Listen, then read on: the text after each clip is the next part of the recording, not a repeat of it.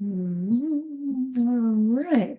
Welcome back. We are ACI course 13, the second half of class 5. It's June 26, 2026, where I am. Let's gather our minds here as we usually do, please. Bring your attention to your breath until you hear from me again.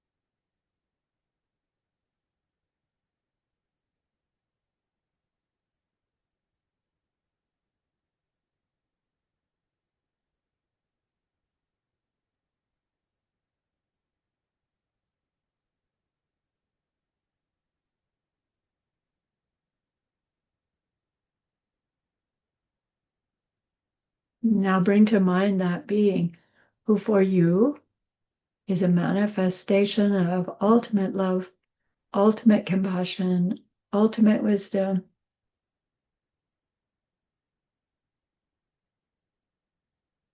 And see them here with you.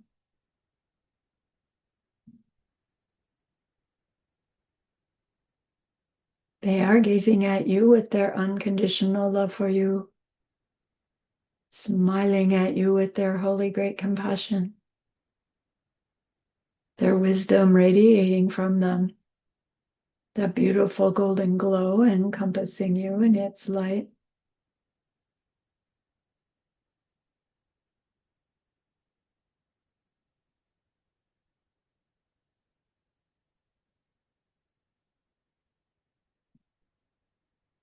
And then we hear them say, bring to mind someone you know who's hurting in some way.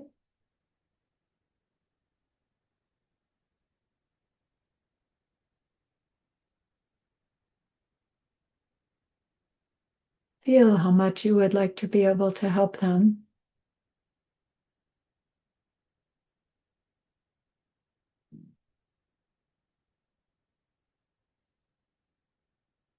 Recognize how the worldly ways we try fall short.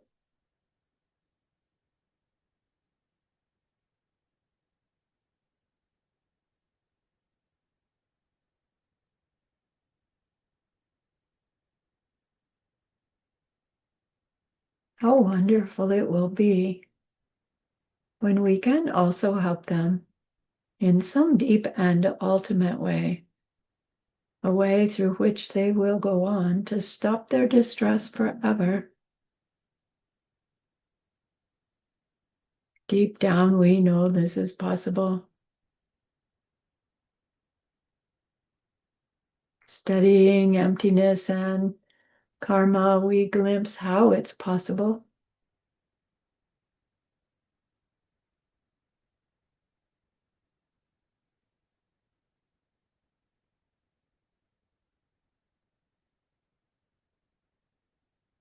And so I invite you to grow that wish into a longing.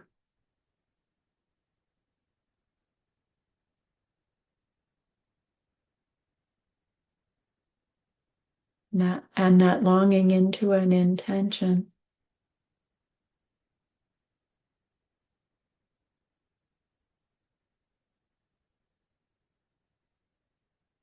And with that intention strong, we turn our minds back to our precious holy being. We know that they know what we need to know, what we need to learn yet, what we need to do yet, to become one who can help this other in this deep and ultimate way, And so we ask them, please, please, please, teach me that, show me that, help me become that.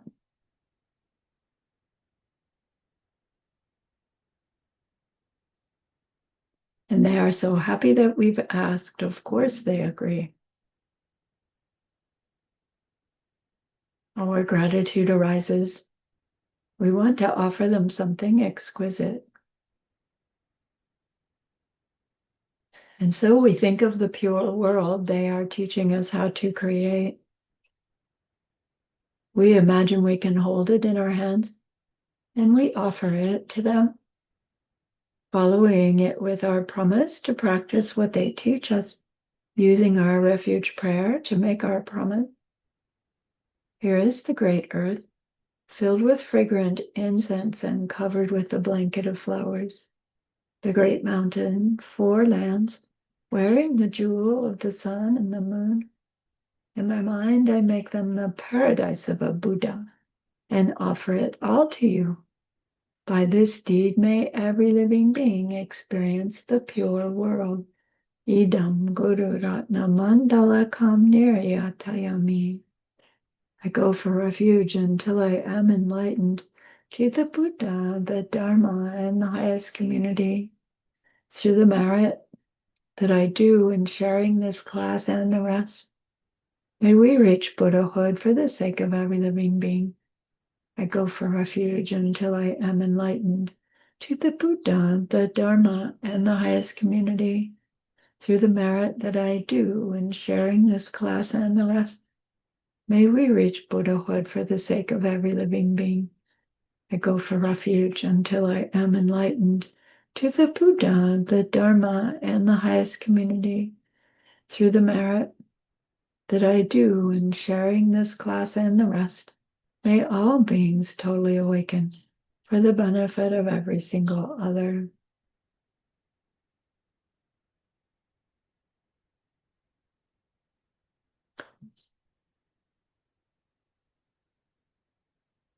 Okay, so the subject matter of class 5 is objects and subjects.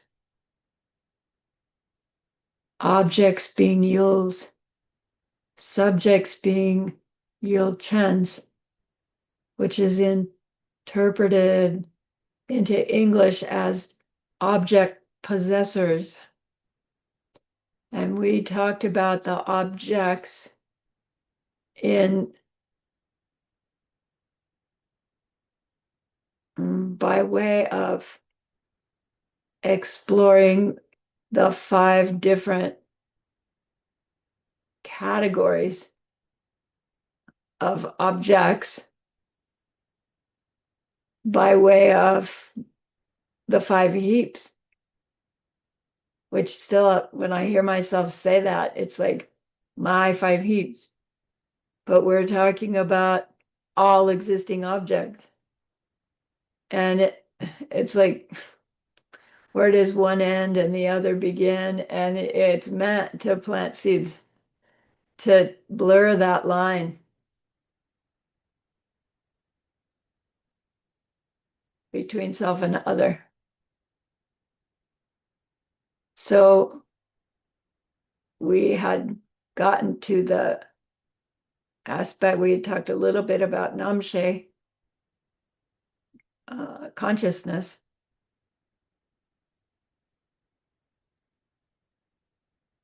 And so this class is about the Yul Chen, the object possessors.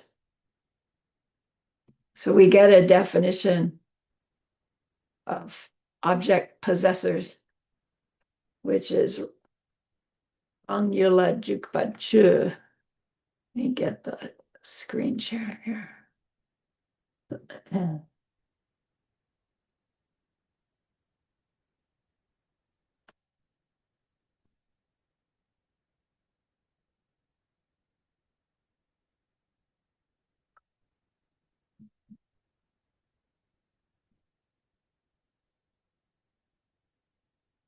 There it is. Angyula Jukpachu. Rangyul means any existing thing. Lajukpe chu means which engages in an object. So the definition of Yulchen, object possessor, by which we mean subject, is that which engages in an object, which is still in English awkward. I don't say when I'm taking my garbage can back in from the street, I am engaging with the object, my garbage can. I just say I'm dragging the garbage can in off the street. But in order to have that experience of dragging the garbage can, my subject, whatever the heck that is, has to engage the object, whatever the heck that is. So in terms of the garbage can, that thing is a changing thing found in the category of material things, isn't it?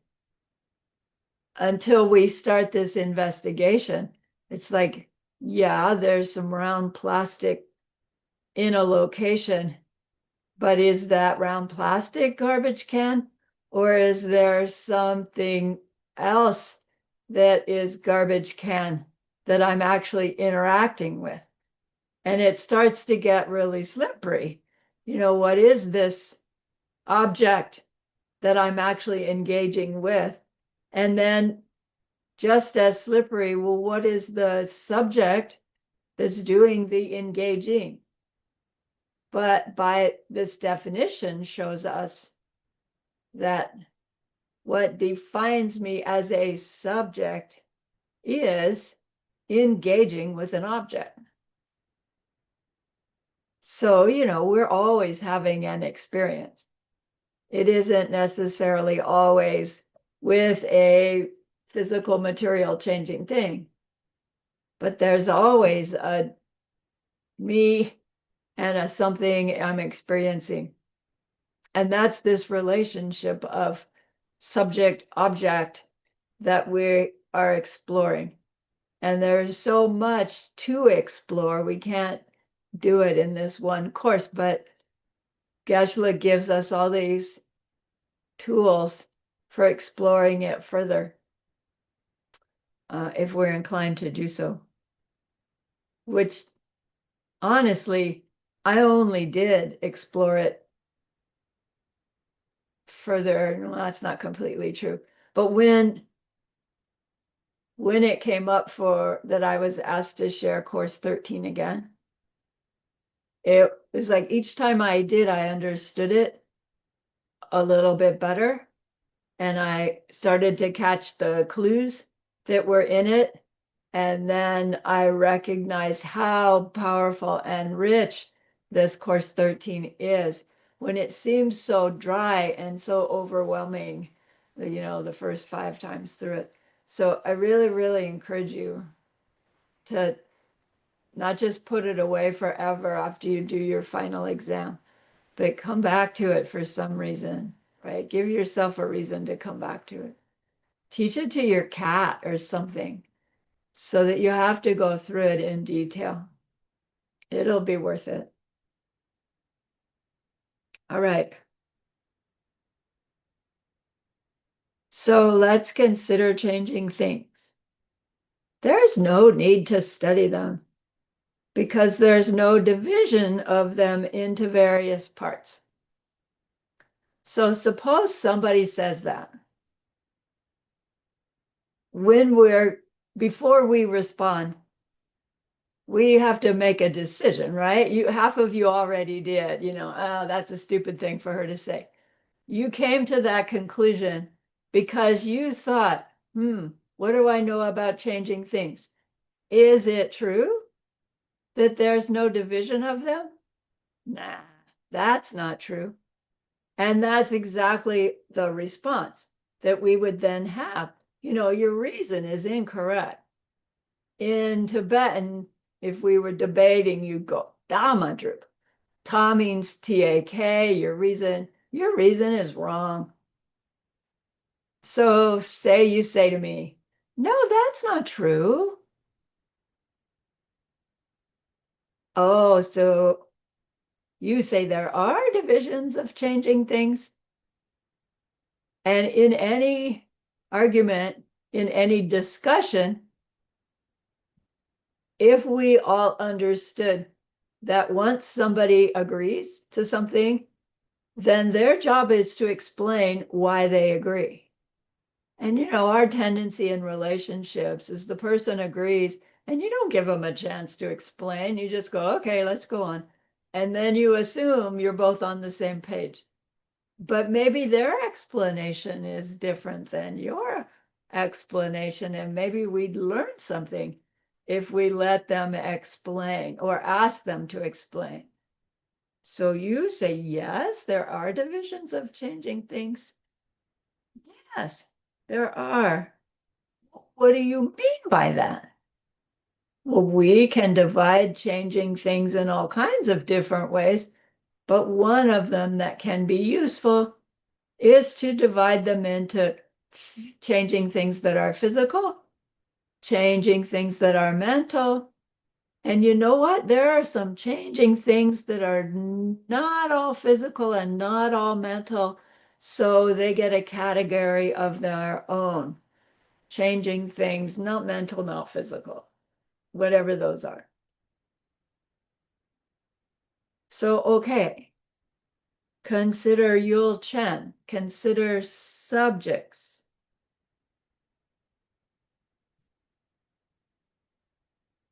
They are positive, changing things. So they must, or they should, be able to be found in one of those three categories, shouldn't they? In the category of all existing things, of which subjects are one, we either find them amongst the division of changing things or unchanging things. Are subjects unchanging things? If what it is to be a subject is that which engages an object, can a subject, me, be an unchanging thing? So, right, check. Here's me, subject. Along comes an object, the bicycle. Oh, my subject side engages the bicycle. Hasn't me subject changed?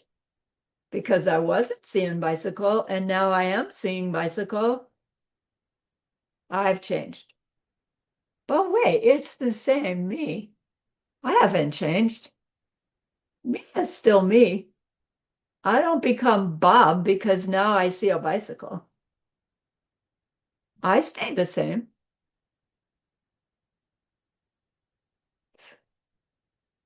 Am I a changing thing or am I an unchanging thing, me, the subject? I have to be changing because here I was, never having seen that bicycle before, that bicycle. Have I seen bicycle before? If I see bicycle now, I have to have it in my mind. Do you remember Chicheda? So that bicycle, me seeing that bicycle, I have changed. So yes, subjects can't be in the category of unchanging things. Does a subject have their unchanging thing emptiness? Absolutely. But the subject itself has to be there within changing things. So we should be able to find subjects either in the category of changing things which are physical matter, changing things which are mental, or changing things which are neither of those two things. Denmen-duje. So let's go looking. Just in your gut, if I asked you, what category of those three things does your subject reside? What would you say?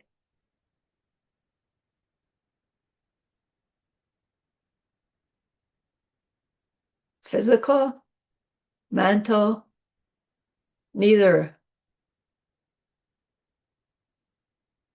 So I have some nods for the neither, Denmen-duje. So let's see how Geshe-la unravels this for us.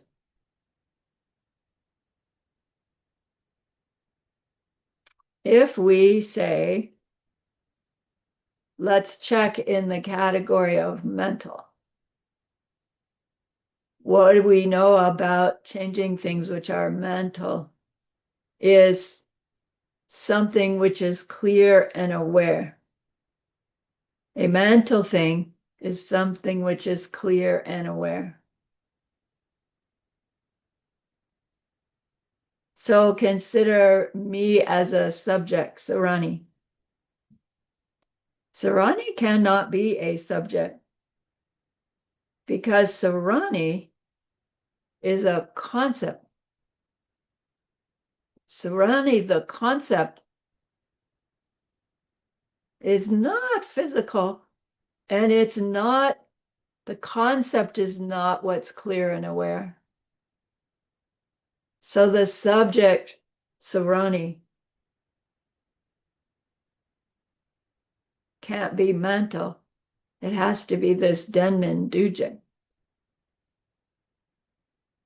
But the subject, the definition of subject is that which engages its object. So it has to have awareness to engage an object. So if Sarani is not a subject, then Sarani cannot engage or possess an object, which means Sarani cannot experience chocolate. Wait, that's not fair. Sarani does experience chocolate.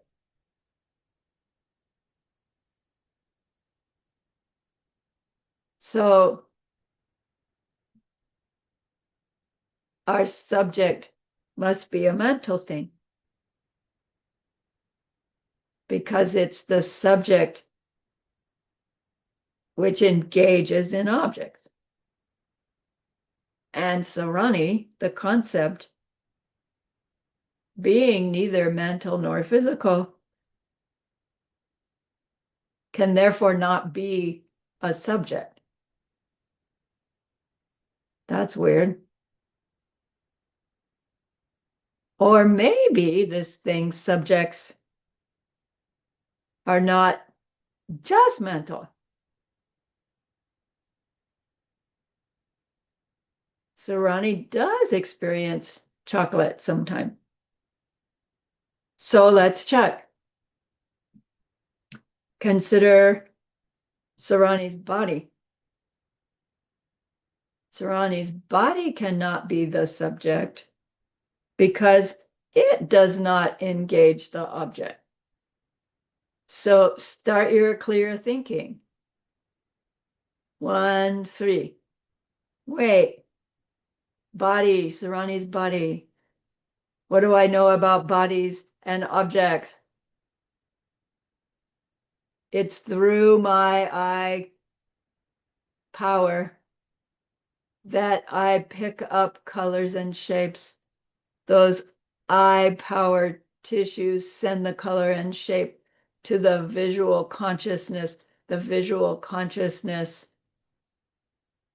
determines what that information is.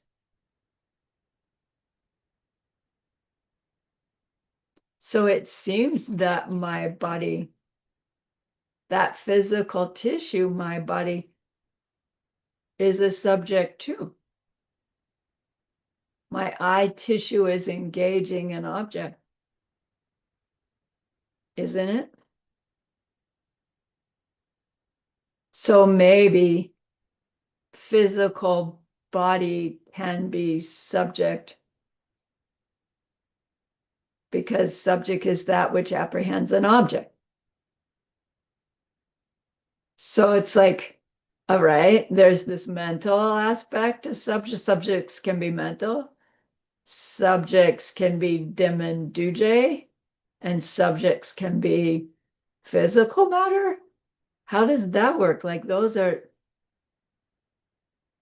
different categories of changing things because they're different.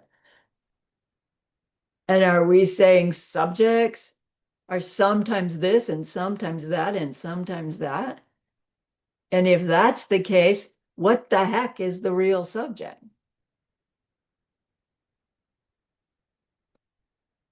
So if we look further at the material tissue of the eye being the subject because it engages the colors and shapes, we say, okay, the eye power picks up information and sends it to the eye consciousness. The eye consciousness becomes the visual awareness. The visual awareness of the color and shape into the object happens a millisecond after the eye power does its thing. So which is engaging in the object? When does the object actually become the object? Is it at the color shape that's presented to the eye? That the eye isn't saying, oh, color shape. It's just giving information. It's picking up some kind of data. And then eye consciousness goes, that color, that shape, bicycle. So is it the eye tissue that's engaging the object? But which object are we talking about? The data, the color shape, or a bicycle? It's like it depends on what level we're talking about. At each level, there'll be a subject and an object. But even then, at what point do we determine that the subject has engaged the object? Is it at the point of the eye getting the information or the visual awareness going color, shape, bicycle? At what point is the object engaged? Well, the bicycle's not engaged until bicycle is there in the experience. But who does that? The eye? Or the eye consciousness? Or something else altogether?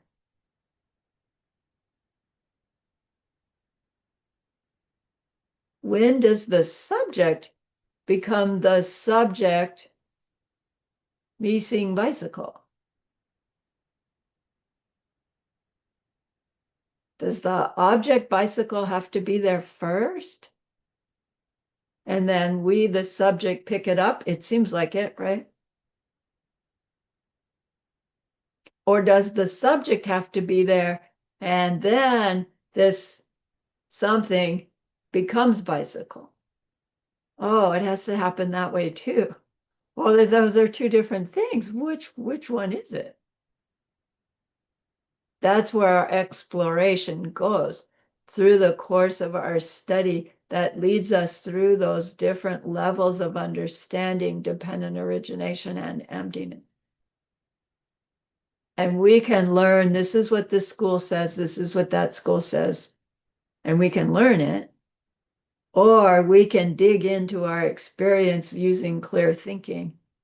And even if we hadn't learned the five schools, we could theoretically come to these conclusions that would where we would recognize oh, on one level of understanding would be this about dependent origination and emptiness. But if you dig in further, now I understand it in this way. And you yourself could come to these understandings that are called the 5 or 6 schools. So it's so sweet when we know the schools and then we do our explanation and we go, oh my gosh, I see myself living in one of those levels and actually seeing us dance through them through the course of our day if we're paying attention once we know it. Right. So that said, I intend for our next study course to be the 6 flavors of emptiness so that we get more familiar with those schools so that your study of logic can maybe be a little bit more useful. Anyway, that's an aside. So where I was before, we were investigating at what point does the object become the object? And at what point does the subject become the subject of the object? The subject is defined as that which engages an object, which means you're not the subject until you engage the object, which doesn't mean when you're not engaging bicycle, you are not a subject at all, because you are a subject that's engaging something else. Our subject side is always engaging an object. Does that object always have to be an outer physical changing thing? No, what about when we're deep asleep? Right? What about when we're deeply engaged, right, in thinking? We still have an object, but it's not always an outer physical object, except at some level, as long as we're in a physical body. All right. So back to the physical matter. We had said that the eye tissue that engages the color shape, well, then that would have to be a subject because it engages color and shape. And if we agree to that, then we would also have to say, well, then rocks engage their objects. Rocks must be subjects, but rocks don't engage objects, at least as far as we know. Rocks don't have sentience. And then it's, well, like, how do we determine whether what physical, what changing thing in the category of physical matter can be a subject and what changing thing in the category of physical matter can't be a subject? How do we determine sentience? How is it that we know that you all have sentience, but the table doesn't, or the computer doesn't? How do we know that? It's like, I don't know, frankly. And I'm not exactly sure that we know. But we tend to agree rocks don't know it when we step on them. Plants, it's a little different. But generally speaking, we would say physical matter does not have sentience. Well, then what about my eye tissue? Is it physical matter that's sentient? Or even there, is there something else going on? So Geshe says to get out of debate, you change the subject. So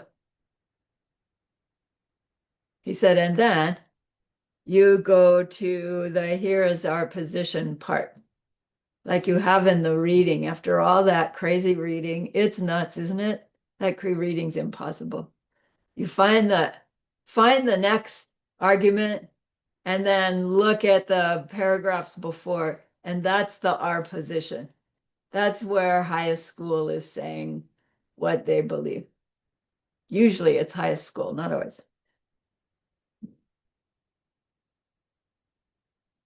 So the end of that debate is only mental things are subjects because it's only the mental part that has the valid perception of the object.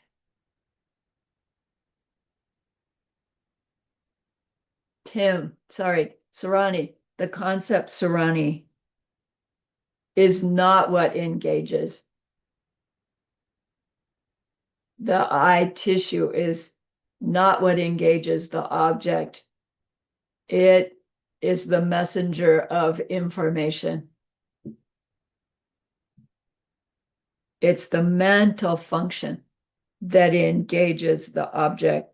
So it's the mental function that is the subject in that valid perception. So if that's the case, we want to explore that category of changing things which are mental in order to find what we mean by subject. What is it in a mental thing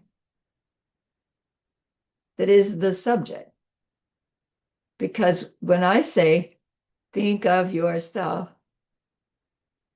that whatever comes to mind is our me, and our me, we would say, is our subject side.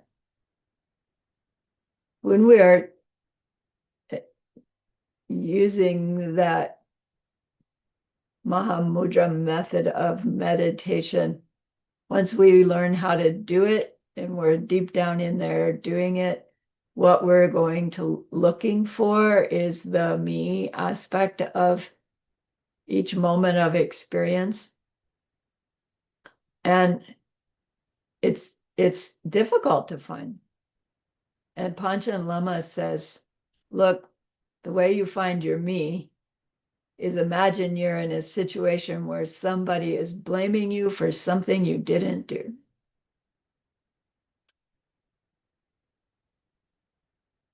Pia, you stole my purse. Pia's deep reaction is, I did not. How dare you blame me? Panchen Lama says, that's your me. Right? Me, that's what we're looking for. And it seems like it ought to be really obvious, but it's surprisingly difficult to pin down.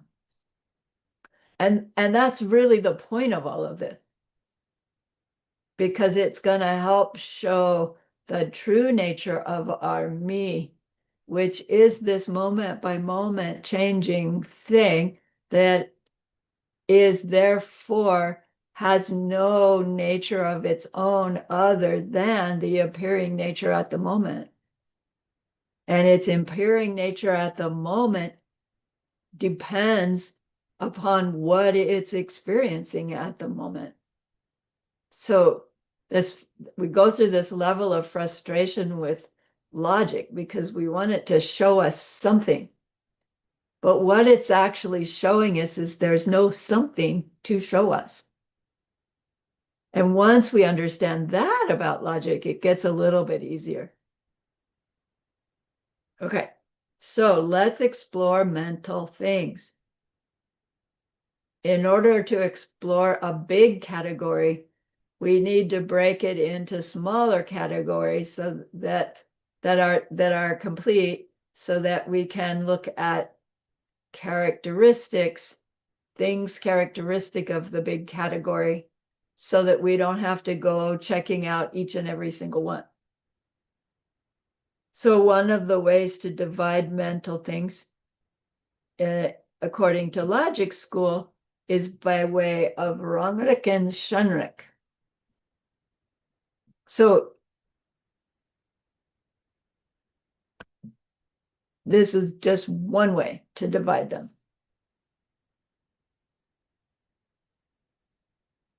Rang means itself, oneself. Rik is to know. So Rangrik means this ability of the mind to know itself, or more maybe not just the ability, but the self knowing itself is our Rangrik. Apperception, self-awareness. So there are mental things that are self-aware, says this logic school. So this school believes, meaning at this level of understanding of dependent origination and emptiness, this school believes that we have simultaneous perception and awareness of perception. So they say that when we see blue, we simultaneously see blue and are aware of ourselves seeing the blue. And the reason they say that it must be true is because later, when you are not actively seeing the blue, you can say, I saw blue. And they say, because you can have the memory of having seen blue, that shows that you had to be there, aware of yourself seeing the blue at the time the experience was happening. So you see, there was the simultaneous experience of the object and the awareness of the subject experiencing the object. You must have apperception going on in order to have memory, which we do. So Madhyamaka school says we don't agree with that because the mind cannot hold two different objects simultaneously. The two different objects would be oneself and the object. You can't do that simultaneously. It can toggle back and forth, but only one object of experience at a time. That doesn't seem true, does it?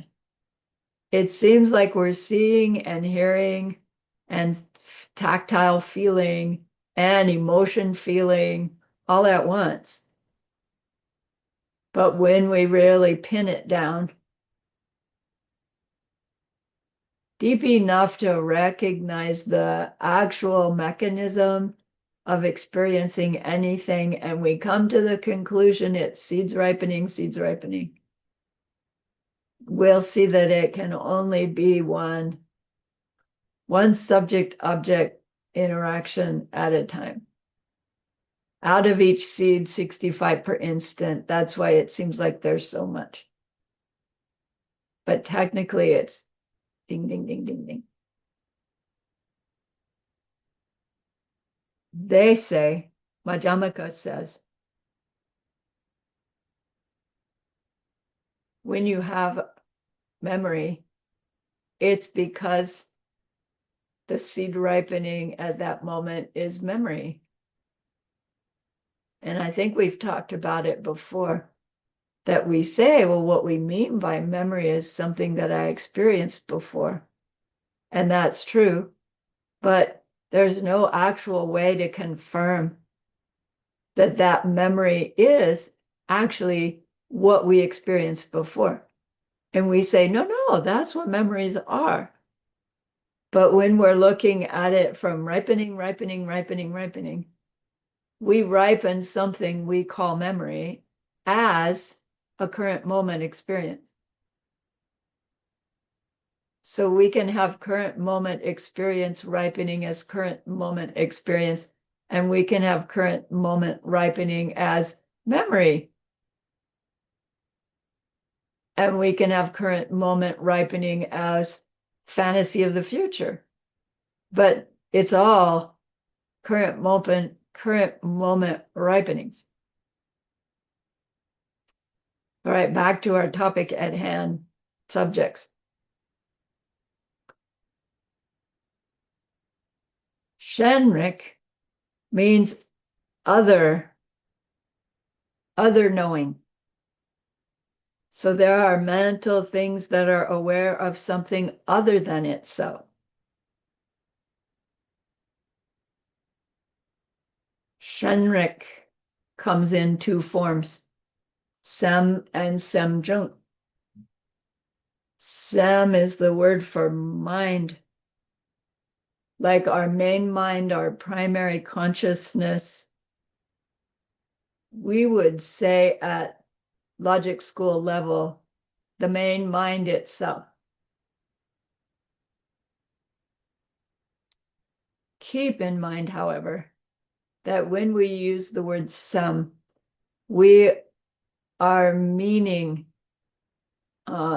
minds of samsara, ignorant minds. You don't call your enlightened Buddha mind a sem.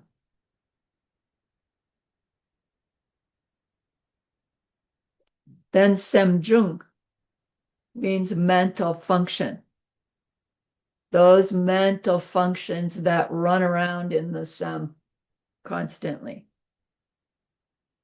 We would say the semjung make up that heap of all the other factors that make me up. That's where we met semjung before.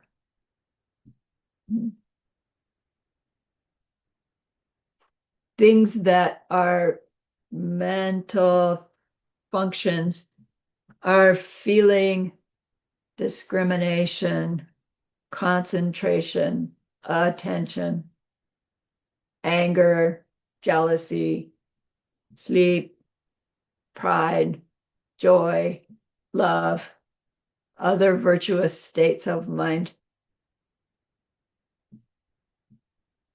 Every mind, every existing mind, human and otherwise, has some amount and form of semjung happening. Geshe-la said, even bugs have concentration. I add probably better than mine, right? Because their life depends upon it pretty directly. So Semen Semjung. In Abhidharma level, they say there are 46 mental functions. And in logic school, they say there are 51 mental afflictions. No, mental functions, sorry. And of the mental and function list that I gave, we recognize feeling and discrimination as being two that got given their own heap category because they're so instrumental in our perpetuation of our suffering. So they're not included in the fourth heap because they get their own heaps. But they are the same kind of existing thing as the fourth heap, other things in the fourth heap.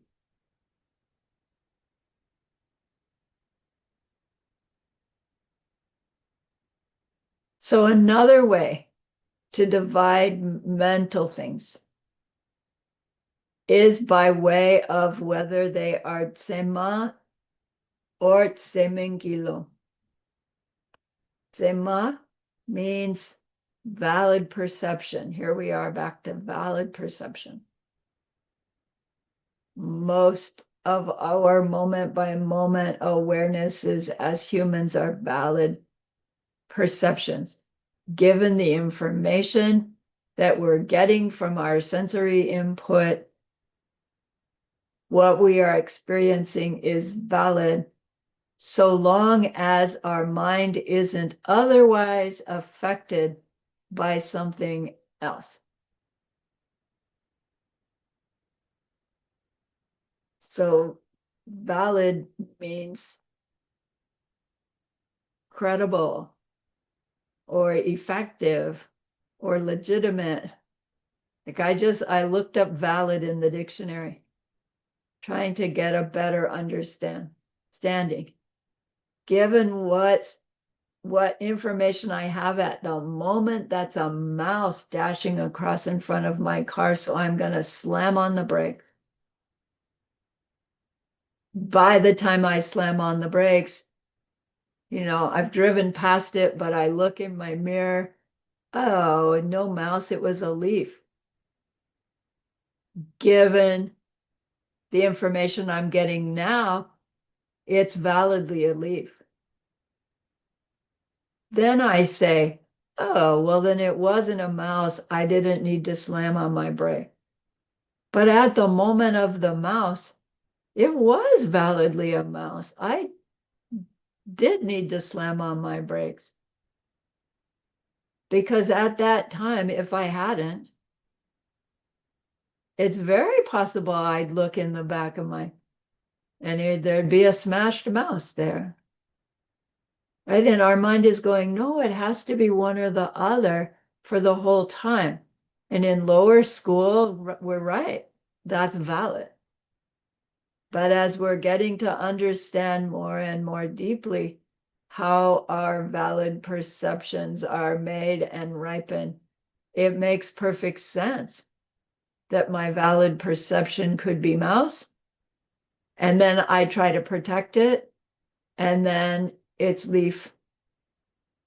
It wasn't that there was a thing there that was a mouse and it transformed into a leaf. It's that that's how reality is, right? Moment by moment by moment. And it's a good thing to try to protect life.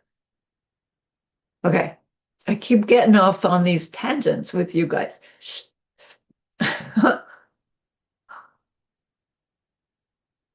Where were we? Valid perception. Valid because our mind is not otherwise affected by drugs, alcohol, strong emotion, misperceiving the information. When our mind is affected by those other factors, then our perception is not valid. Semengilo. Lo meaning a mental event. Semen means not valid perception, mental event, a perception which is not valid. So suppose we're drunk. Does not valid perception mean everything I'm experiencing when I am drunk is not really happening? Suppose me, the drunk driver, cause an accident. Oh, not valid perception. I didn't cause any accident. There's no problem here. No, that's not what it's saying. It's saying, however, the way we are experiencing the information that is being picked up by our awarenesses is being influenced by the effect of the alcohol or whatever on our mind. And so the way we are perceiving what's happening is not valid. Not happening, but not an unaffected state of mind. Are we still planting seeds? Absolutely. But the distinction between valid and invalid, to try to figure out how those are different. A mind that is unaffected by something else experiencing information, and a mind that is affected by something else experiencing information, the experience is going to be different, isn't it? So, affected state of mind making invalid perceptions only happens rarely. Unless we drink alcohol often, then it happens a lot. But assuming we're on a path where we don't intoxicate our mind intentionally, then the mind affected such that our perceptions become not valid perceptions would only happen when we're under this really strong emotion or really, really sick with a high fever, that kind of thing, or in that kind of position where they call it the trick of the eye.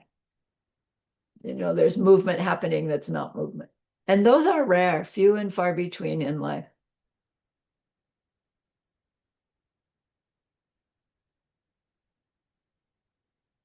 So let's explore tsema, valid perception, a little more deeply.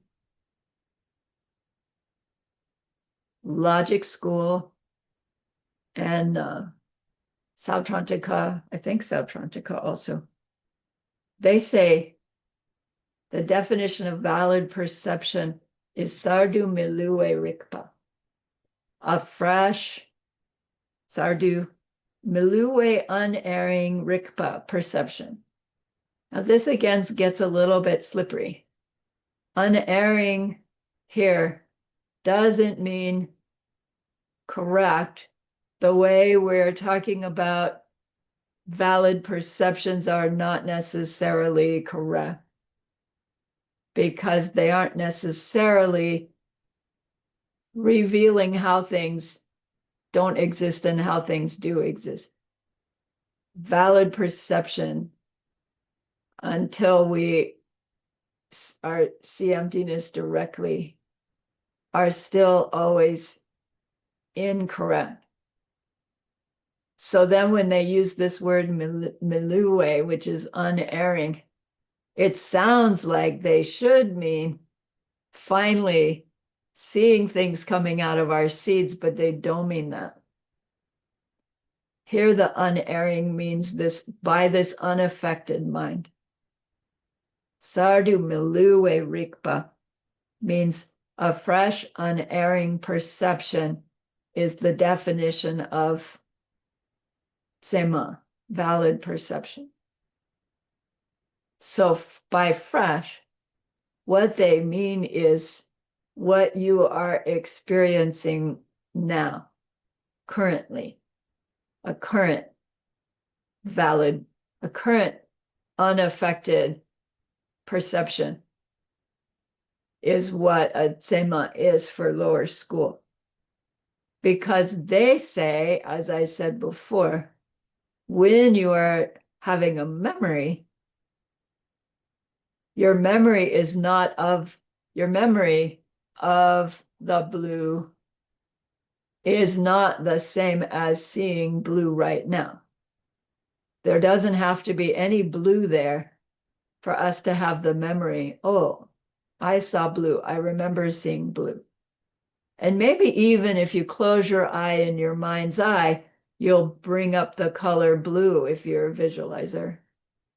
But that blue isn't the blue that you saw that you're remembering. So they say memory is not a valid perception, because to them, what makes it a valid perception is that you're experiencing it now. That's the fresh part. Highest school, as we just said, says, no, your experience, I remember blue, that is your current experience. Yeah, it's not the color blue you saw before. Well, that's long gone. Your current moment experience, having a memory, is just as valid as long as your mind's unaffected by those other things. It's a valid perception of memory of blue, because you're not having the valid perception of experiencing blue right now, except as the memory. Do you see? So they both make sense. It's like, yeah, I get it. Memory is not valid in that way. But yeah, I get it. Memory is valid. It's a valid experience.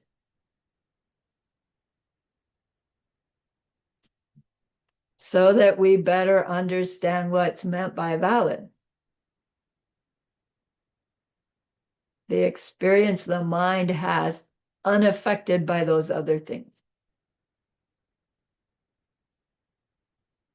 So now let's dig into valid perceptions, but let's take our break first. That was good timing.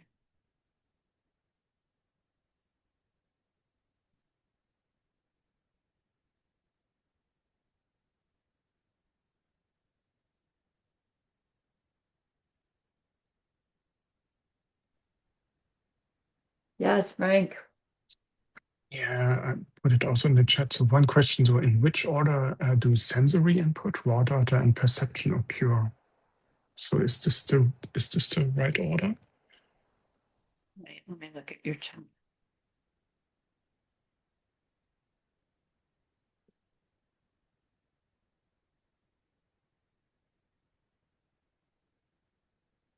All right, I have to ask you, from what school are you talking? Okay. Yeah, I'm not sure. Mm. Let's go from the functionalist school that believes that thing has is there with its own nature, just not self-existently. In which case, the data is there, and the eye power comes in contact with it, and then the consciousness happens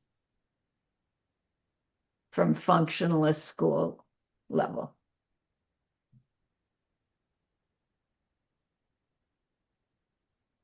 Mm-hmm. But when we go looking for the actual place or moment that happens, that'll start to break down that there is even a linear this, then that, then that.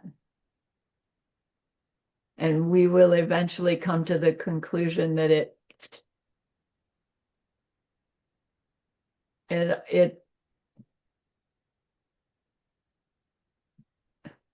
I hesitate to say all happens at once, but that's what's coming out.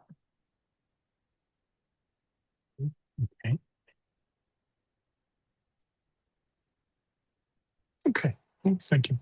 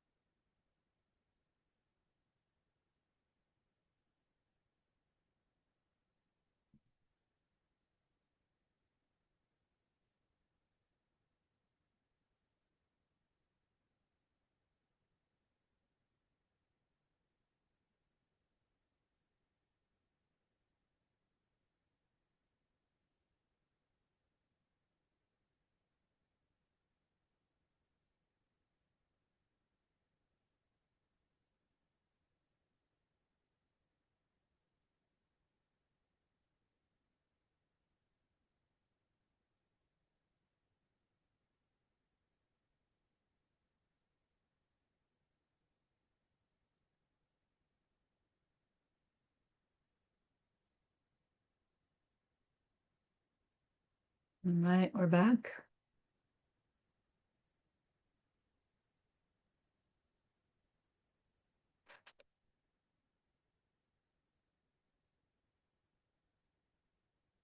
So there are apparently two kinds of valid perceptions. Nun sum sema and jepak sema. Nun sum sema means direct valid perception. Jepak sema means valid perception involving conceptualization. Jepak means conceptualization. Direct valid perception does not require any kind of conceptualization. Conceptualization means we have different pieces of information and we put them together to come up with something. That's called conceptualization. Sometimes it's, in actual mental words. Sometimes it's even before mental words. Direct valid perception is direct experience, no putting things together to come up with something else. So they say direct perception in our experience is the awareness of the object or the awareness of our own thoughts. In logic school, direct perception is that self-awareness is what is direct perception. Other schools debate it. Right? We talk about direct perception of emptiness versus a conceptualized perception of emptiness. Every time we think through, what is that thing, emptiness? And we go through the process of, here's the object. I know some just popped up on my computer. I'm getting rid of it. Here's the object. By the object appearing, the way it does to me, I know the object lacks its own nature. That's its emptiness. I had to conceptualize all of that to think of the object's emptiness. But then I had a conceptualized perception of the pen's emptiness. I didn't see it with my eyes, but I thought it through and came to that conclusion. Is that a direct perception of emptiness? No, it's conceptualized. So every time we learn more about emptiness, we're building or deepening our conceptualized experience of emptiness. But until we have that direct experience, it doesn't have this profound and permanent effect on our mind that we understand seeing emptiness directly has. So this idea of direct versus conceptualized is a useful thing to explore. And again, in the exploration where we want some clear definition, clear way of telling the difference between direct and conceptualized, what we're going to show ourselves is like, oh my goodness, right? This is less clear than I was hoping it would be. And that's the point. Because at some point we'll recognize all of that clarity that I'm looking for is an obstacle to reaching these deeper understandings, conceptual understandings of the true nature of ourselves and our parts, which means our world, which means every experience that we're having, which means all existence. All right, so direct perception of something with a mind unaffected by those other factors. Nusum, direct perception, sema, valid perception. Then Jepak, sema, is a valid perception that involves conceptualization. So in direct perception, we see blue. In conceptualization, valid perception, we see a blue sky. For the blue to be blue sky, there took some conceptualization happening. It wasn't, wait, what is that thing? Oh, it's the blue sky. Not that kind. It was immediate because we've learned that is blue sky. Like somewhere in our childhood, we learned to call that blue sky. It's conceptualized. So in a Jepaksama, we come to a valid perception of something based on something other than the direct perception of the object, right? Just blue doesn't make it blue sky. There are other things that are blue. Consider blue. There are multiple things which are it that are other than blue sky. Do you remember that from Chicherag? Like there is a reason we learned how to think in that weird way. Okay. So there are three kinds of conceptualization valid perceptions. And it's important because we can perceive lots of things with conceptualization that we cannot yet experience directly. Like hell realms, Praita realms, past and future lives, like emptiness, like the workings of karma.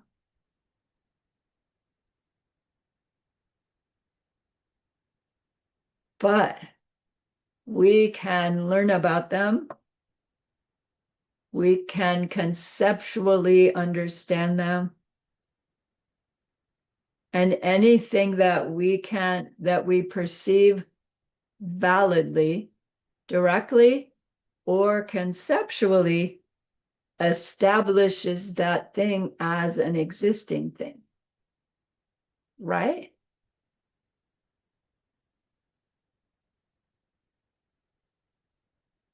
So we can eventually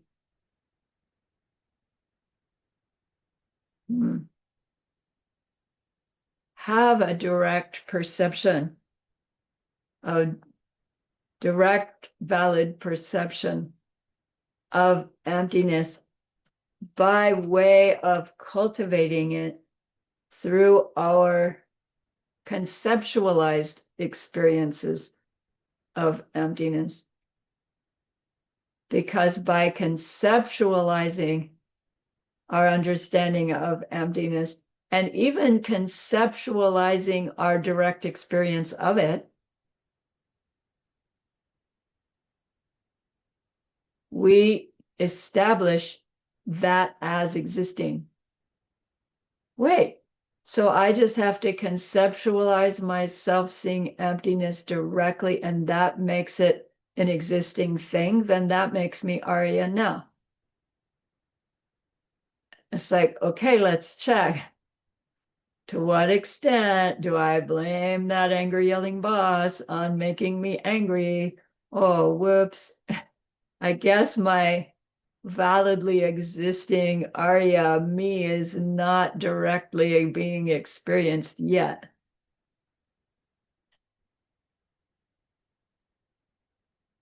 Curious.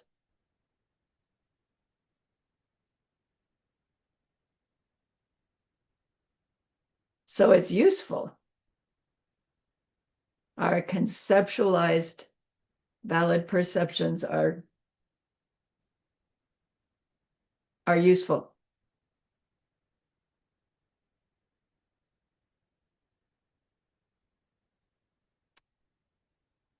We want to be able to turn our valid perceptions by way of conceptualization into valid perceptions which are direct. And eventually, all of our valid perceptions will be direct when we are omniscient. A fully awakened being experiences all things directly in all three times. And it's like, wait, you mean Buddhists don't think? They don't conceptualize?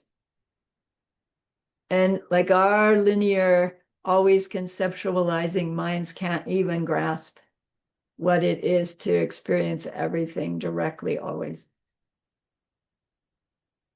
But those are the seeds we're planting by just exploring this idea of direct versus conceptualized. So within conceptualized valid perceptions, there are three different types. Here are the three.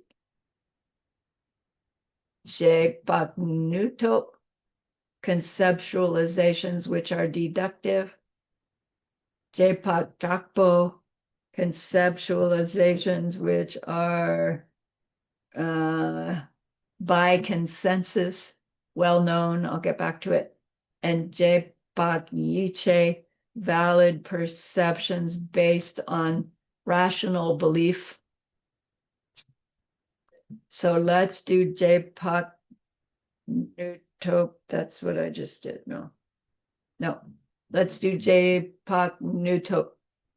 Valid perceptions, conceptualized valid perceptions based on deductive, logical reasoning. Jpak Nuto. Nuto means deductive. Accurately deduced, meaning, is there a relationship between the subject matter and the reason? If so, is there the positive necessity and the negative necessity? Because if all three hold, then your deduction about the topic is accurate. That's why we're learning this method. So you see a pen in my hand, correct? Pen in my hand. Okay, now watch and listen. Watch. If I ask you, is there a pen in my hand? Use your logic. How do you use your logic? I saw it in her hand. I saw her put her arm around behind her back. I did not see or hear the pen drop. So I deduce that yes, you still have a pen in your hand. Right? We're not having direct experience like we're having now. But by deduction, yes, Sarani, you have a pen in your hand, and you are right. Your deduction was accurate. Right? It really is as simple as that for starters.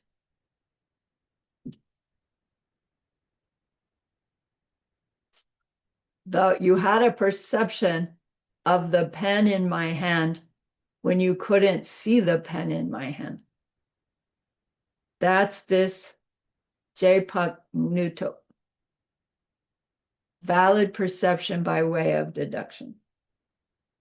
So if we can validly deduce the perception of a hell realm, we can convince ourselves of the need to act in such a way to prevent that validly conceptualized by deduction perception from ever becoming a direct experience. We don't want to become hell realm beings. I don't want you to become hell realm beings. The way we prevent it from happening is proving to ourselves that it's possible and what causes it, such that we believe it enough for ourselves that we will avoid the deeds that could possibly send us to one. If we don't believe there is one, and some authority figure says, do this, don't do that to protect yourself, and we don't believe, we only follow the advice of that authority figure until enough yak poop hits the fan, and then we give it up. But if we've shown it to ourselves through accurate, deductive, conceptual, valid perception, it's up to us whether we let ourselves do that behavior or not. Same for reaching your Buddha paradise. Use accurate, valid, deductive reasoning to show yourself that it's not just possible, but inevitable. And you will then more easily choose the behaviors necessary to create the causes for experiencing that directly. Okay. Geshe said, if we understand direct cause and contributing factors really well, meaning material cause and contributing factors. Remember that class? If we understand that really well, we can validly deduce these things, hell realms, Buddha paradises, and everything in between. And our perception of them is just as valid as if we had seen them directly. And anything that a valid perception perceives exists. So we can learn to validly deduce the emptiness of ourself and our world, and repeatedly bring ourself to that valid perception of it. And that is what makes it exist. That is what will grow into our direct perception of it.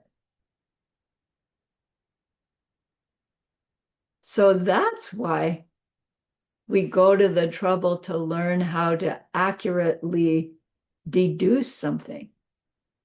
That's why the syllogism and those three relationships that reveal a correct reason is so important, because it's through that method that we show ourselves these validly deduced perceptions that make things through which we create the existence of our Arya Bodhisattva on the conveyor belt to the end of suffering from all beings. Like, it's all designed to bring us to that.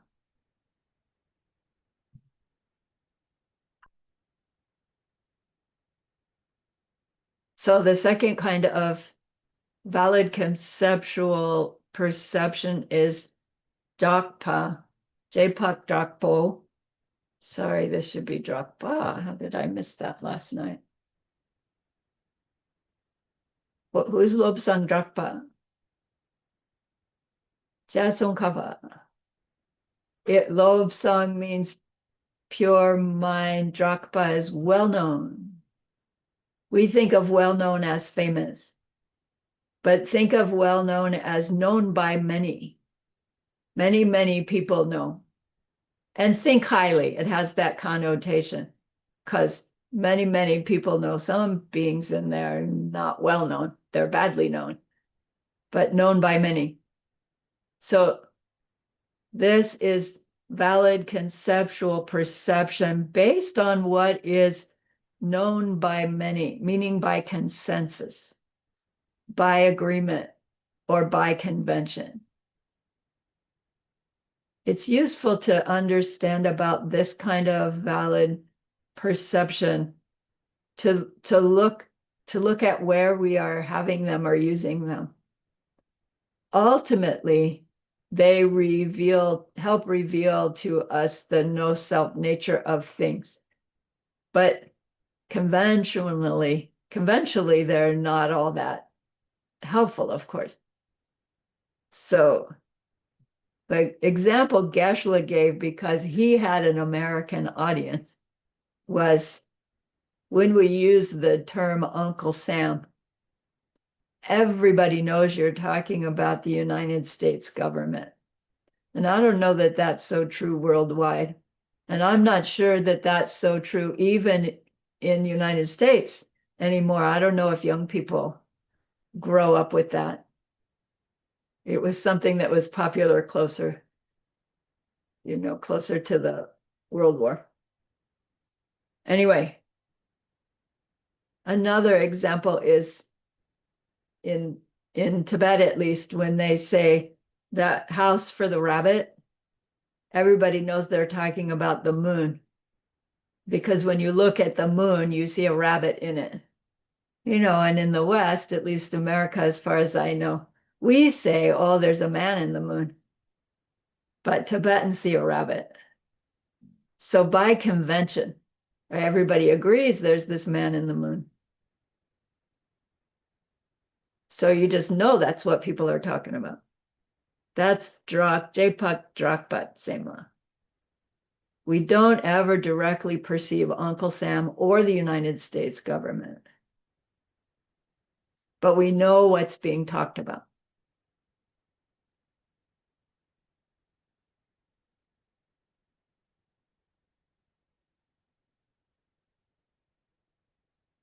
Third kind of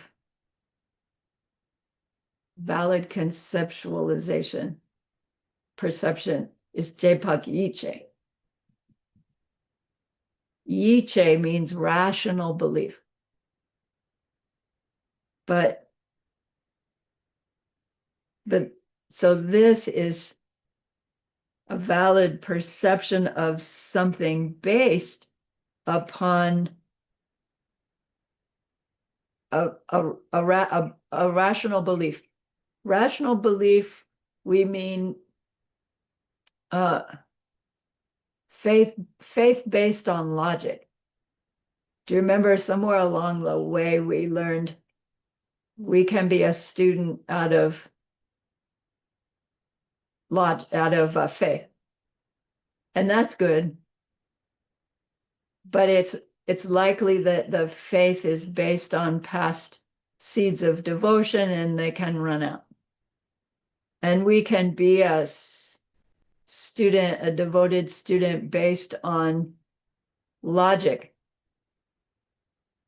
meaning we think things through and make sure it makes sense to us, because in doing so, we then show ourselves the benefit of acting according to what the teachings say.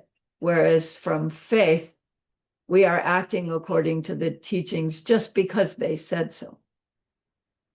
Faith based on logic is when we logically check out the source of the teachings that we have the faith towards and prove to ourselves that the source of those teachings is infallible.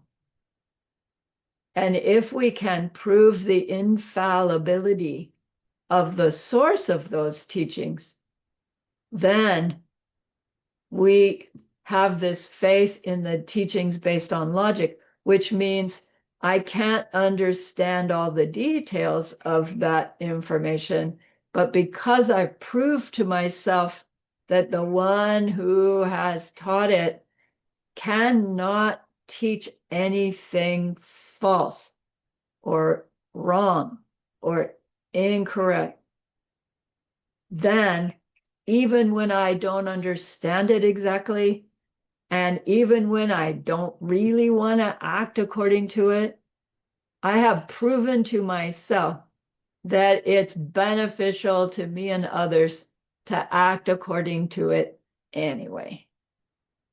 And with that kind of faith based in logic, we'll stay on our path trying even when all that yak poop hits the fan. And in fact, we'll find ourselves falling back onto our teachings in order to know how to cope with it, because we've shown ourselves the truth of the source of those teachings.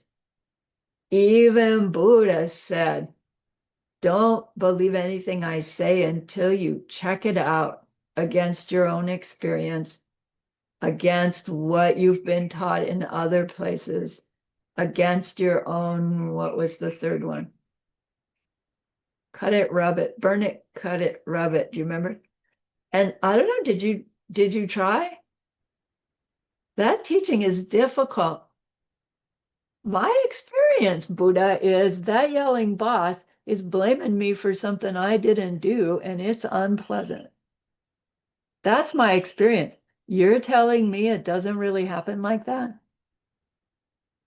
Do you see? So it takes more than, oh, yeah, I agree. It really takes learning and study to even be able to apply those three tests as to whether or not the teachings are accurate. Once we do,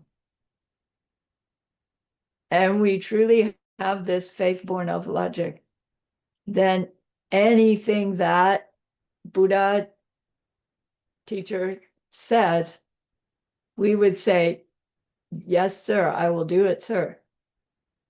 Not because Buddha's Buddha, but because we prove to ourselves that everything that's said is correct and has to be, because we've shown that that one who said it was incapable of hearing them say anything that was not true. Do you remember? I think it was ACI 2, where we went through the proof of why Buddha is a being of accurate perception, direct, accurate perception, meaning showing ourselves why it is that Buddha could never say anything that was not true and accurate to how it really exists. And it's like, that class still goes over my head, even as I'm delivering it. But it planted seeds in our mind years ago that will help us negotiate course 13 logic to figure out how we turn our faith in the teachings at whatever level we have into faith born of logic.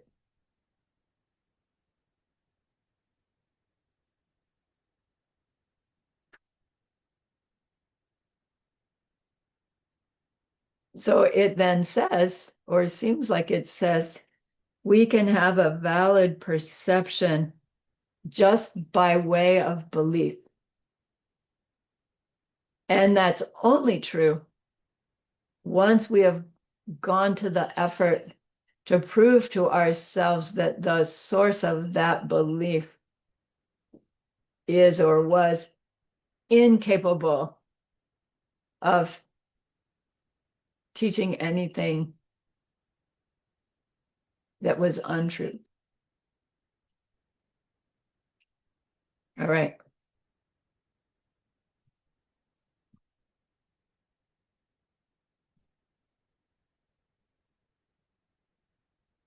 However, even once we show ourselves that all of Buddha's teachings are correct and accurate and valid, it does not mean that that person who cannot teach wrongly, it does not mean that they won't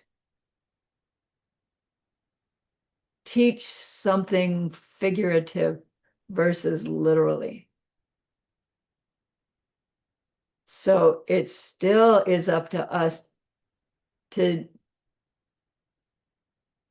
think about the teachings that we hear and figure out whether what we're hearing was a time when Buddha was speaking literally or figuratively. And that turns into that whole art of interpretation that we study in course 15. How do we know when Buddha was speaking literally? Again, our minds want some clear, this is literal, this is figurative. And guess what we're going to find in course 15? Oh, man. Right. But we'll have the tools from course 13 and the open heart from course 14 to negotiate course 15. Geshe-la designed this so exquisitely based on what they do in the monastery, but he really fine-tuned it, for us, for this bozo in the West, who's just such a slow study. We get it all.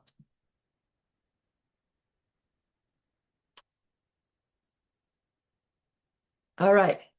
So we still have a little bit left for this class, which has to do with learning this method of logical thinking so that we can make these conceptualizing deductions through which we can have valid perceptions through deduction that makes things exist that we don't have direct perception of yet, so that we can avoid the ones we don't want and cultivate the ones we do want to become direct perception.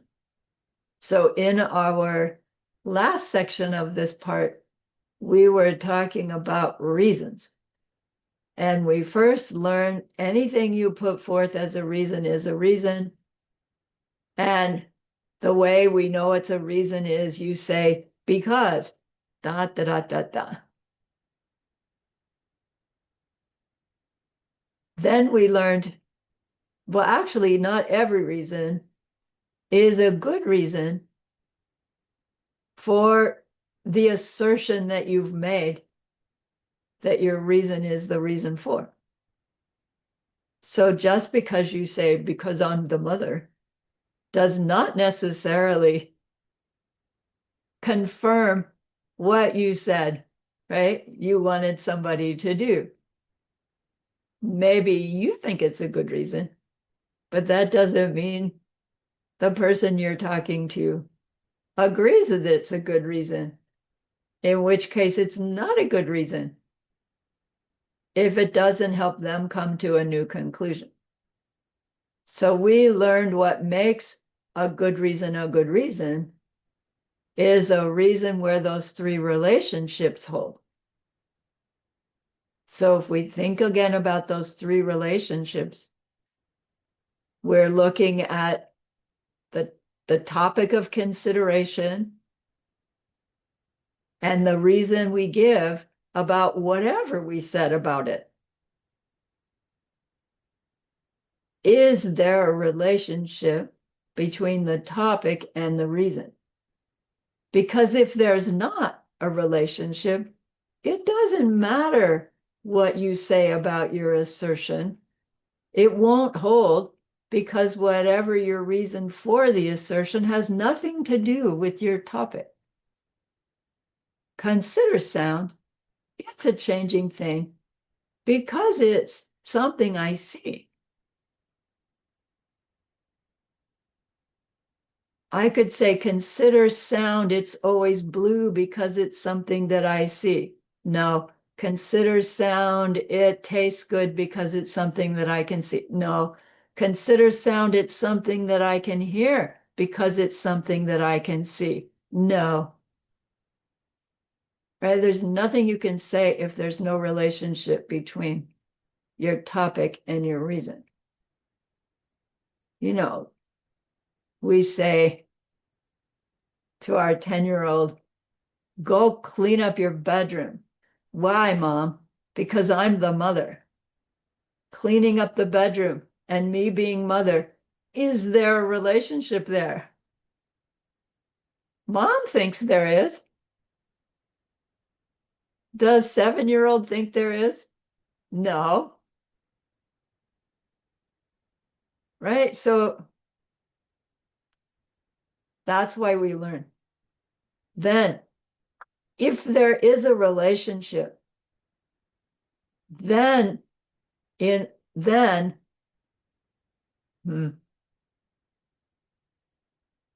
for us to have to prove our assertion, there must also be that positive necessity and negative necessity. There must be all three of those relationships in order for our assertion to prove to be proved about our topic at hand. The positive necessity is that if the reason is true, the assertion would have to be true. The negative necessity is if the assertion is untrue, then the reason would have to be untrue. And you see that if there's a relationship between those two things, and you have this positive and negative necessity there is no other thing that can be true about that topic than what you've said, because there's no other kind of relationship that there can be. These three are not some random way of proving something. They reveal how existence happens.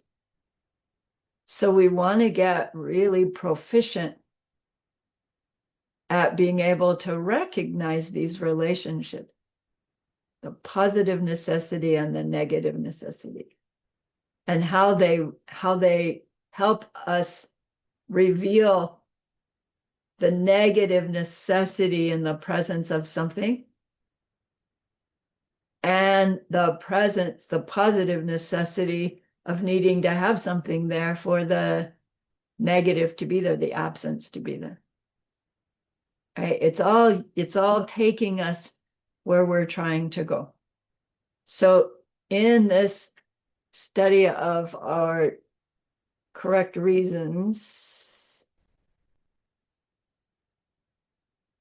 Tayandak, correct reason is a reason where the three relationships hold. There are actually kinds of reasons that when we understand these kinds of reasons, we recognize how to create a syllogism that has a reason that actually reveals the three relationships holding. So there are three kinds of Tayandak reasons where the three relationships hold. One of them is Dre Tayandak. Dre means result. A correct reason by way of the result, a result reason, meaning you're using the idea of cause and result to prove what you say, what you're asserting about your topic. So you know something about the topic related to cause and result. and you use that to create your reason for your assertion. So let me see if I can. Their classical example, which is the one you need for your homework, is consider that mountain pass. So suppose we're standing together and we're looking at a pass between two mountains. Consider the mountain pass. There must be fire over there because there is a big cloud of smoke. So, big cloud of smoke is a result of fire. Fire causes smoke. Smoke is a result of fire. In lower school way of thinking. So we are making the assertion that there's a fire between the past. We can't see the flames. All we see is a big billowing cloud of dark smoke coming out. And we so therefore assert there is a fire in that past that we can't see directly because we see the result of fire, which is a big cloud of smoke. And we're standing there looking, listen to the person going, mountain pass, smoke, yes. Smoke is caused by fire, yes. If there's no fire, there'd be no smoke, yes. Oh, okay, I agree. You just showed me that there's fire there that I can't see directly. Right? It seems like, duh, that seems so silly. And then when we start to dig in, especially from modern time, can you have fire without smoke these days? Yeah, there's chemicals that burn and they don't make smoke, and you still have fire. So it's like this doesn't actually hold water so much anymore. But think about back in those olden days in Tibet. If you had big billowing dark cloud in the mountain over there, the only thing that could make that would be fire, and you would know there'd be fire without seeing the flames. That's using a reason, a result reason, using a result as your reason for your assertion. It's a clue for one way to show ourselves how to work with this relationship, these three relationships, to have a correct reason. Use results and causes. Then the second kind of correct reason is Rangshin Tayandak. Rangshin means of its own nature. So a correct reason which involves a nature. And that's a little more complicated, and we'll go into it in another class. The third one is Mamikpe Tayandak. Mamikpe is the word for the absence of something. So a correct reason through using the absence of something, or the correct reason to prove an absence of something.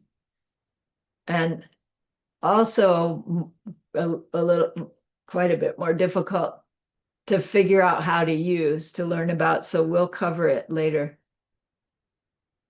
And Geshe says this one is useful because most of the proofs of emptiness use this kind of correct reason, because emptiness is a simple absence of a self-existent thing. And that self-existent thing is something that is impossible anyway, like never actually existed.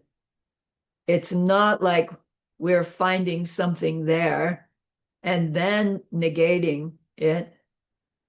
We're finding something that we believe is there and recognizing that our belief is mistaken about it. And so therefore, there's no such thing. And that takes these nuances of reasoning to be able to reveal the significance of that and the ability to hold that conceptualization, more and more clearly or more and more directly without having to stop and think it all through, right? Which I still need to do. Stop and think it all through.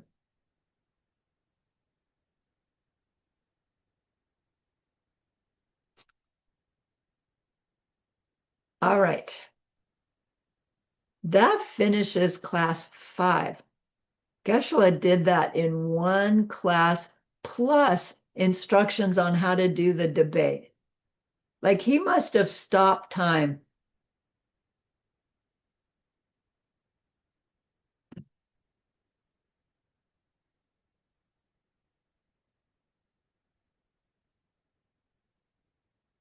So whenever we get around to learning actual debate, I'll share the rest of what he did in all the classes that I'm leaving out, but it's too much for me.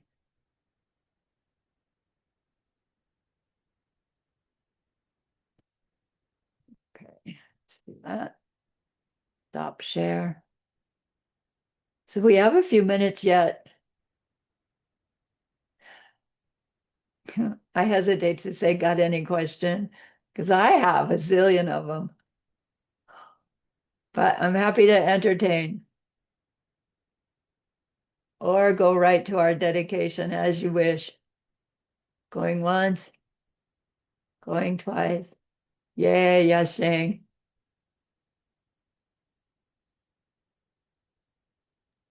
Hello, thank you Yes. so much. Yeah. I have been thinking like if for the higher school, can you hear me okay? Mhm. So if for the higher school, we never we always see the valid perception is always like a second later. So does that mean we never really have a like we always it's just a memory because whatever is happening, it's only like a moment later, then Yeah, we remember what happened of the moment right. before. So we never really have a, so what we have is a valid memory of the moment before. But it can only be a memory if we've lodged the experience. So you can't call it a memory of the thing the moment before. You can only call it the next awareness of what the object was before, not really a memory. Mm. Because the memory would be, we would believe the memory would be the same. When we have a memory, I remember falling off that swing. And then I remember it, Yeah. and it's like I fell off the swing. But when we have the color and shape, and then the next instant is blue sky, that's not memory of color and shape. That's processing color and shape into blue sky. And then blue sky into my blue sky, and my blue sky into, right, today's blue sky. And right, so it isn't really memory, but you're absolutely right. It's not in the moment. Our awareness is always an instant behind, according to lower school. I mean, I'm not so sure high school would be willing to say your awareness is a moment behind, because highest school is saying it's all seeds ripening, happening, and we are in it. So it has Mm. to be instant by instant in the moment, all direct. Even the conceptualization is direct experience conceptualization happening. But until we're in there at that level, it's no, it's this. And we keep checking. Where does this touch in time? Where does it touch in space? Where does it happen? The shift from this to this to this to this. And we find, I can't find it, but it is happening, right? Never let your logic or your thinking land you in a place where, oh, so nothing's happening. Because hot on the heels of that will be, well, then nothing matters. Right? If it's all not real, if it's all just memory, if it's all like a dream, then who really cares? Because when you wake up, none of it happened. But it's fallen off that wrong cliff. And when I watch clearly, my mind does it. Right? Geshe-la says you only fall off that cliff when you get a wrong teaching on emptiness. But when I really go through the thing can't be out there like I think, it's gone. And then it's got to come back again to no, I know where it's coming from. I really can feel it. And it's frustrating because it's like, don't do that. Like there's nothing to disappear when we show ourselves. There's no self-existent thing. All that disappears is some belief. Some belief goes away. And when a belief goes away, you don't flop over into, oh, nothing, right? When you stop believing in Santa Claus, the Santa Claus we believed in goes away, but the mythical, fun Santa Claus ideal actually gets more real, more valid, right? He doesn't just disappear. So thanks. Yes, keep cooking it. Thank you. Thank you. Keep cooking it. Good. Anything else?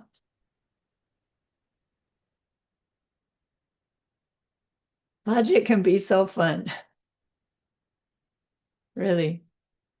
So remember that being that we wanted to be able to help. We learned a lot. This class was packed with clues. Both fives, packed with clues. And we learned those clues based on an intention to become one who can help all others stop their suffering. And that's an extraordinary goodness. So please be happy with yourself and think of this goodness, excuse me, as a beautiful glowing gemstone that you can hold in your hands. Recall your own precious holy beings. See how happy they are with you. Feel your gratitude to them, your reliance upon them. Ask them to please, please stay close. Continue to guide you, help you, inspire you. And then offer them this gemstone of goodness. See them accept it and bless it. And they carry it with them right back into your heart. See them there, feel them there. Their love, their compassion, their wisdom. It feels so good. We want to keep it forever. And so we know to share it by the power of the goodness that we've just done. May all beings complete the collection of merit and wisdom, and thus gain the two ultimate bodies that merit and wisdom may. So use those 3 long exhales to share this goodness with that one being. To share it with everyone you love. To share it with every existing being everywhere. See them all filled with loving kindness, filled with wisdom, and may it be so.